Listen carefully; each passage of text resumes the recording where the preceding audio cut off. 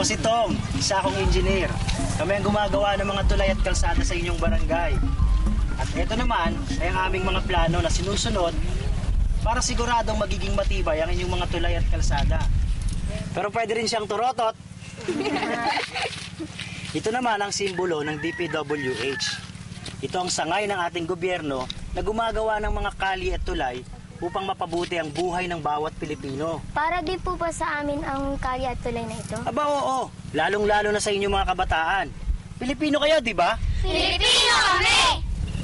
Marami na po ba kayong nagawang kalye at tulay? Marami na mga anak. Hinakayang bilangin ang pinagsama-sama nating mga daliri. Gaano na po kayo katagal bilang isang engineer? Matagal na mga anak. 110 taon. Ha? Kalidad niyo po si Jose Rizal? Hindi. Ganito yon. Halika kayo at ikukwento ko sa inyo.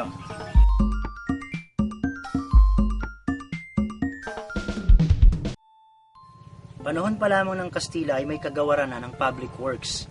Ito ay ang Obras Publicas at Komunikasyones y Meteorolohiya na namamahala sa pagtatayo ng mga kalye, tulay at pampublikong istruktura.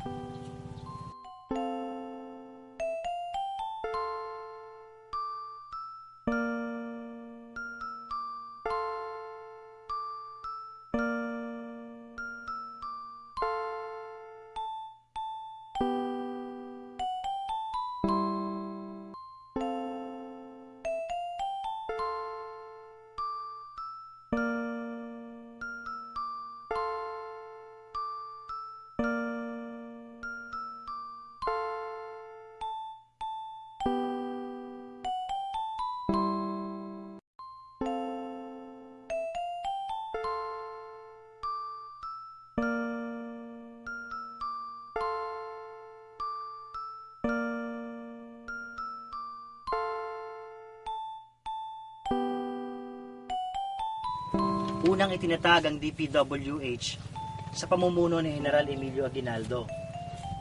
Sa ilalim ng revolusyonaryong gobyernong Katipunan noong panahon ng himagsikan laban sa mga Kastila ng taong 1898.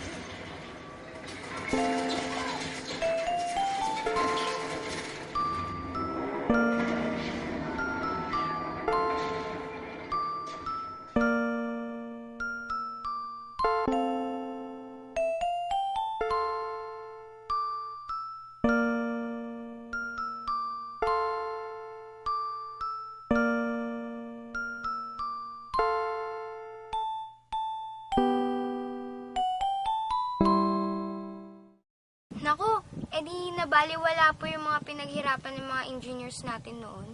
Hindi naman. Ngunit mula sa abo ng pagkawasak ng ating bansa, ay muling tinayo ng mga engineers ang mga nawasak na gusali, tulay at mga kalsada. Tulad ng post office, old Senate building, at finance building na magpahanggang sa ngayon ay nakatayo pa rin. Matindi po pala mga engineers natin noon. Magpahanggang ngayon, mula sa aming mga ninuno sa propesyon, ay patuloy pa rin kami sa paglikha ng mga daan at tulay. Dahil sa matibay na pundasyon na aming hinalaw sa ating kasaysayan. Sintibay po ba nito ang semento at bakal? Oo anak, di kayang tunawin ng panahon at hindi basta nasisira. Pagkatapos po, ano na ang nangyari? Tuloy niyo na po ang kwento. Sige, tuloy na natin ang kwento. Simula nung ating paglaya noong taong 1946 mula sa mga Amerikano, tuloy-tuloy na ang pagdami at pag-usbong ng mga daan at tulay. Ang mga nooy bundok at kagubatan ay hinawan upang magbigay daan sa progreso. Ang mga dating nayon at munisipyo ay unti-unting naging syudad. Nakatayo pa rin po ba yung mga ginawa ng mga engineers natin noong mga panahon na yun? Aba oo, kasalukuyang ginagamit pa rin ito ng ating mga kababayan. Ang San Juanico Bridge, Daang Maharlika, EDSA. Wow! Ang tibay pala ng gawa ng DPWH. Nakapunta na nga kami ni nanay dyan sa EDSA.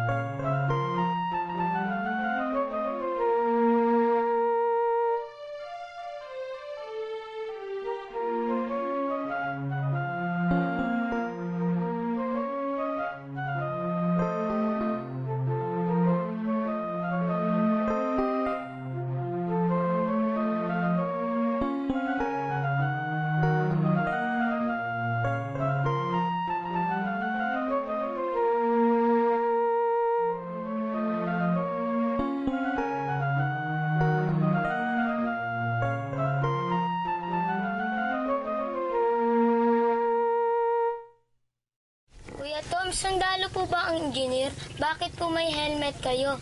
May ganyan din po kasi ang tatay ko, kaya lang kulay green. Bayani po ba kayo? Kamamatay pa lang po kasi ng tatay niya. Sundalo po sa Mindanao. Anak, hindi lamang sundalo ang pwedeng maging bayani. Tulad ng maraming sundalo, marami na rin sa aming hanay ng mga inhinyero ang nagbuwis ng kanilang buhay upang masigurong kinabukasan ng mga tulad ninyong kabataan at ng ating mga kababayan. Kaya't kaingatan ninyo at bantayan ang mga tulay at daan na ito. Dahil susi ito sa inyong tagumpay sa kinabukasan. Dahil kayo mga susunod na bayani at pag-asa ng ating bansa. Paglaki ko, magiging engineer ako. Ako rin, magiging engineer ako ng DPWH. At ako ang magiging supervisor niyong dalawa. Yan! Hintayin namin kayo sa departamento. Para maging engineer kayo.